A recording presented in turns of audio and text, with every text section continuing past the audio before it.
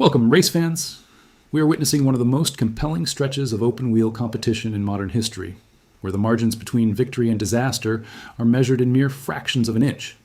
As the championship battle intensifies across different configurations, the drivers and engineers are being pushed to their absolute limits to find a competitive edge. If you want to stay updated on every technical breakthrough and breaking narrative across the paddock, make sure to hit that subscribe button right now. Today, we are diving deep into a fascinating intersection of current track supremacy, a historic diplomatic showcase in the nation's capital, and an unprecedented restructuring of the grid that will alter the balance of power for years to come. The current landscape demands a unique mastery of variables, from the high-speed chess match of circular speedways to the bumpy, unforgiving nature of temporary metropolitan street courses. While one powerhouse team continues to assert its tactical authority on the oval circuits, an emerging young points leader is rewriting the expectations for his debut season with a legendary organization.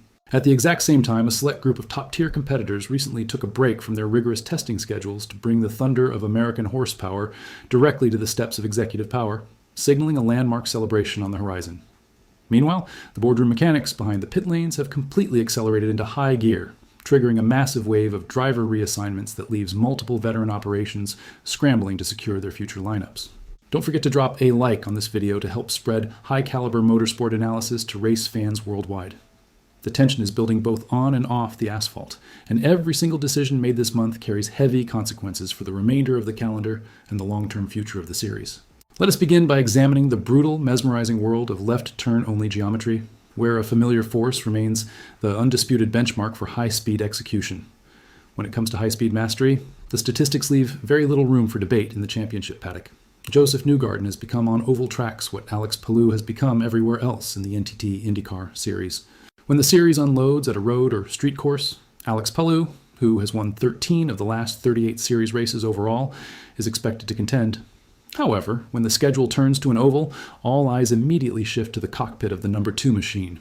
Joseph Newgarden has captured 13 of the last 30 oval races dating back to the start of the 2021 season, executing a remarkable strike rate of 43%. No other driver in the modern era is anywhere near that level of efficiency. Pato O'Ward ranks second with 4 victories during that exact same span. Even more impressive for the Tennessee native, his last 10 series victories have all been achieved on ovals, with his last road course triumph occurring back in 2022 at Road America. This level of dominance is highly notable considering that oval racing demands a completely different skill set than any other discipline in motorsports. Unlike road and street circuits, where heavy braking zones create passing opportunities and minor mistakes can be recovered via runoff areas, oval racing is a relentless, high-speed chess match. Competitors spend hundreds of laps inches apart at speeds exceeding 200 miles per hour while constantly managing tire wear, dirty air, mechanical traffic, fuel strategy, and rapidly changing track conditions. One slight lift of the throttle or a single mistimed move in heavy traffic can be the definitive difference between celebrating in victory lane or crashing hard into the concrete wall. Few drivers have mastered those delicate variables better than the veteran representing Team Penske. He enters the Borchetta Bourbon Music City Grand Prix presented by Only Bulls this Sunday, seeking his 3rd victory of the season, following strong performances at Phoenix Raceway and Worldwide Technology Raceway. He also won last year's race at the 1.33-mile concrete oval at Nashville, making the driver of the number 2 Astemo Chevrolet the clear favorite to extend his oval supremacy. If anyone has consistently challenged him in these high-speed environments, it is Pato O'Ward. These two fierce competitors have finished first and second 9 times since the young Mexican star entered the series in 2020, with 7 of those intense duels occurring on an oval. The American veteran prevailed in 2020 and 2021 at Worldwide Technology Raceway, in 2022 at Iowa Speedway, in 2023 at Texas Motor Speedway, and during the closing stages of the 2024 Indianapolis 500 presented by Gainbridge. Pato O'Ward answered back with thrilling victories over his rival in 2021 at Texas and last year at Iowa. Short ovals in particular have overwhelmingly belonged to the captain's driver. Since 2019, the series has contested 26 races on ovals measuring 1.5 miles or less, and the number 2 car has won 12 of them, while the Arrow McLaren Challenger sits next with 3 victories. Still, the oval resume for the young driver remains among the strongest in the field, featuring 4 victories, 9 runner-up finishes, and 24 top 5 finishes and 34 career oval starts. He also came within sight of another trophy last season at Nashville, before unfortunately crashing from the lead after dictating the pace for a race-high 116 laps. Experience matters immensely on these high-speed circuits, and the veteran presence on the grid knows exactly how to extract the maximum performance from their machinery. Scott Dixon accounts for 25 career oval victories, leading all active drivers, which includes 3 consecutive wins at Nashville from 2006 to 2008. While the 6-time series champion has accumulated the 11th most points on ovals this season, in his number 9 PNC Bank Chip Ganassi Racing Honda, he remains a persistent threat whenever the green flag drops on a speedway. Joseph Newgarden ranks second among active drivers with 20 career oval victories, while his teammate Will Power sits third with 10, though only one of those has come since the 2019 season, occurring in 2024 at Iowa Speedway. The Australian veteran enters Nashville on a steady streak of 3 consecutive top 10 finishes, marking his first season driving the number 26 entry for Andretti Global. Meanwhile, Scott McLaughlin has rapidly developed into one of the premier short oval racers in North America. His last 2 victories came in 2024 on the ovals at Iowa Speedway and the Milwaukee Mile. In 20 career short oval starts, the New Zealander has secured 2 wins and 15 top 5 finishes, including a brilliant third-place finish in this year's Indianapolis 500. Other notable winners include Alexander Rossi, Graham Rahal, and the current points leader, who each own 2 career oval victories. Kyle Kirkwood, Marcus Ericsson, and Christian Rasmussen have captured 1 apiece, while the only other drivers to win an oval race since 2021 are the legendary Helio Castroneves in the 2021 Indianapolis 500 and Colton Herta at Nashville in 2024. Despite this concentrated circle of winners, the current oval standings show a surprising name at the very top. Young American driver David Malukas enters Nashville leading the 2026 oval standings with 116 points across the events at Phoenix, the Indianapolis 500, and Worldwide Technology Raceway, all while still chasing his first career series victory. He has finished second 5 times in 72 career starts, including this year's Indianapolis 500 during his highly anticipated debut driving the number 12 Verizon Chevrolet for the organization owned by Roger Penske. He earned his first career pole award at Phoenix, leading a race-high 73 laps before finishing third, started third in the historic Indianapolis 500, and qualified second before finishing 7th at Worldwide Technology Raceway, meaning he has started from the front row in every single oval race contested this season. The chasing pack is incredibly tight, as the driver of the number 2 car sits just 9 points behind his younger teammate. Scott McLaughlin and Indianapolis 500 winner Felix Rosenqvist are currently tied for third with 94 points, giving the powerhouse organization 3 of the top 4 positions on ovals this season. That should come as little surprise, as the legendary team owns a series record 130 oval victories, while their direct rivals at the stable of Chip Ganassi rank second among active teams with 56, and the Andretti organization sits third with 46. Pato O'Ward rounds out the top 5 with 92 oval points this season, while Marcus Armstrong has quietly put together one of the strongest oval campaigns of the year for Meyer Shank Racing, sitting 6th in oval points after finishing 5th at Phoenix, 5th in the Indianapolis 500, and 9th at Worldwide Technology Raceway. The remaining spots in the top 10 are held by Kyle Kirkwood in 7th, Marcus Ericsson in 8th, Rinus VeeKay in 9th, and Santino Ferrucci rounding out the group in 10th. This incredible technical showcase on the track sets the perfect stage for a monumental announcement regarding the future expansion of the racing calendar. With anticipation building for the inaugural Freedom 250 Grand Prix of Washington, D.C., scheduled for August 22nd and 23rd, 3 of the biggest stars in the paddock visited the nation's capital on Monday, July 13th.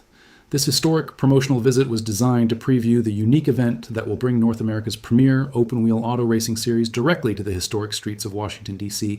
to honor America's 250th birthday.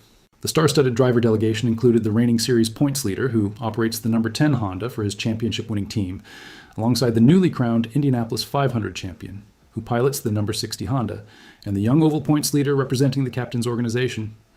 All 3 athletes visited the Capitol to rev the engines of public interest for the upcoming festival. The drivers visited the White House and participated in a special press event just outside the West Wing with President Donald J. Trump.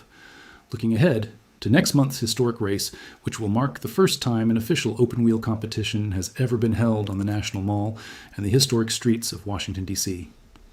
The high-profile executive event featured the presence of series owner Roger Penske, event chairman Bud Denker, Fox Sports CEO Eric Shanks, and General Motors President Mark Roos. To the delight of the gathered media, the day featured a live pit stop demonstration executed with surgical precision by the crew of the number 12 Chevrolet. With their young American driver behind the wheel of the machinery, which featured a striking patriotic red, white, and blue livery tailored specifically for the event, The demonstration perfectly showcased the speed and teamwork that define the sport. As Malukas himself put it, incredible day and one I'll never forget. It was my first time getting to see the White House and truly see it, getting a special tour from the president. It was such a cool experience to do an IndyCar pit stop for the first time at the White House. I think, for all the drivers, this is going to be a once-in-a-lifetime experience to celebrate America's 250th. And I can't think of any other better way to do it than here in Washington, D.C., at the Freedom 250 Grand Prix. This unforgettable day concluded with an evening reception for the foundational partners of the event, where the drivers and leadership recognized special guests and highlighted the unprecedented collaboration between government officials, corporate industry, and motorsports enthusiasts that has fueled the excitement for this unique two-day street racing festival. During the formal reception, U.S. Secretary of Transportation Sean Duffy and Ambassador Monica Crowley, the Chief of Protocol of the United States, joined the stage to discuss the broader economic and cultural impact of the upcoming Grand Prix. The broadcast executive then hosted an engaging conversation with the three star drivers as they discussed the specific technical challenges of competing on a completely unmapped temporary street circuit. Set against the majestic backdrop of the National Mall, the upcoming race will serve as a centerpiece of the national celebration honoring the anniversary of the Declaration of Independence. The free two-day motorsports festival is expected to attract hundreds of thousands of fans to the nation's capital, blending intense racing action with historic pageantry. The 1.7-mile, 7-turn street course will wind through the heart of the city, circling the National Mall with cars racing alongside some of the most iconic landmarks in the world. The layout will feature a high-speed, 0.4-mile run straight down Pennsylvania Avenue, dramatically framed by the Washington Monument and the U.S. Capitol building. Pit lane will sit just off the straightaway between turns 1 and 2, keeping the mechanical crews at the absolute center of the spectator action. The drivers will reach incredible speeds past landmarks that include the Smithsonian National Air and Space Museum, the National Gallery of Art, and the National Archives, creating a temporary circuit that beautifully blends extreme technical demands with an unmistakable backdrop. Fans looking to secure their plans can learn more about the festival by visiting the official website at www.freedom250gp.com. While this landmark street race promises an exciting future for the schedule, the immediate focus behind the scenes has shifted toward a massive restructuring of the driver market.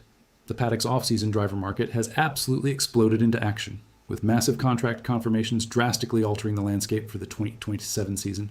6-time series champion Scott Dixon and reigning Indianapolis 500 winner Felix Rosenqvist emerge as the biggest names on the move, creating a monumental ripple effect across multiple organizations. Let us break this highly competitive situation down team by team, starting with the powerhouse organizations, then moving directly to the mid-tier contenders and unresolved entries. At Arrow McLaren, management executed a major statement of intent on July 6th by officially confirming a staggering 4-driver lineup that features Pato O'Ward, Scott Dixon, Felix Rosenqvist, and veteran Ryan Hunter-Reay returning specifically for the Indianapolis 500 program. The structural realignment means that the driver lineup representing the Papaya brand will be incredibly stout on the famous oval at the Indianapolis Motor Speedway, as 3 of their 4 confirmed drivers have won the historic race, combining to lead a total of 1,118 career laps in the greatest spectacle in racing. This includes the legendary driver of the number 9 car, who holds a record 709 laps led alongside 9 career top 5 finishes in the event. This seismic shift leaves their direct rivals facing an intriguing vacancy. At Chip Ganassi Racing, the dominant points leader and young prospect Kiffin Simpson are locked in to return, but a full-time driver for the historic number 9 car has not yet been announced, leaving one of the most coveted seats in motorsport completely up for grabs. Continuing with the top-tier stables, Andretti Global will see the return of Kyle Kirkwood, who currently sits a strong second in the championship standings, alongside 2-time series champion Will Power. However, the long-term plans for their number 28 machine remain unresolved, as former Indianapolis 500 winner Marcus Ericsson is currently navigating a high-stakes contract year.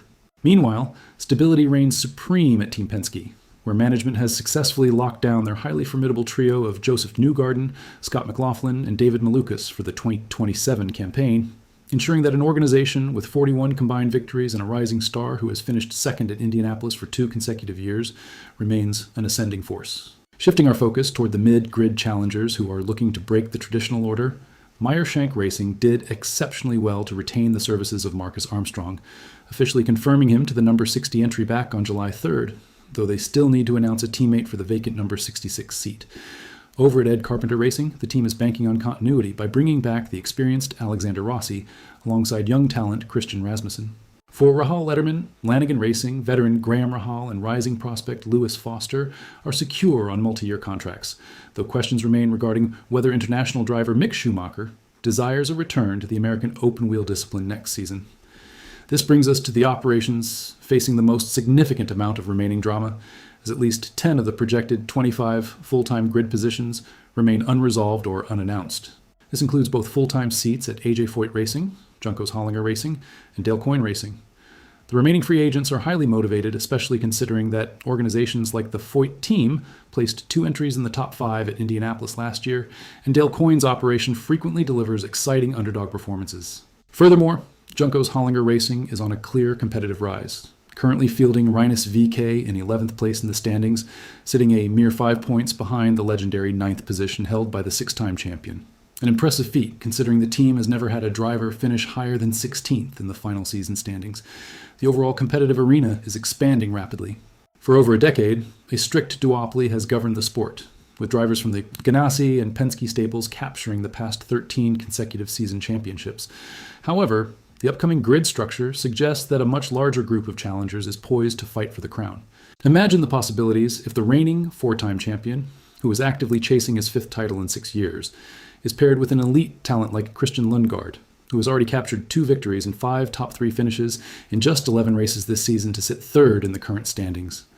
The inclusion of complete drivers who have proven their capabilities with smaller teams will make the 2027 starting grids the most deeply contested in recent memory. As we look ahead to the remaining oval showdowns and the historic street race in Washington, D.C., the internal pressure within every single timing stand is reaching a boiling point. Make sure to hit that notification bell so you never miss a single piece of breaking paddock news. Which team do you believe executed the smartest move for the future, and how will these massive driver changes impact the remaining races of this championship calendar? Let us know your exact thoughts in the comments section below, and we will see you at the next green flag.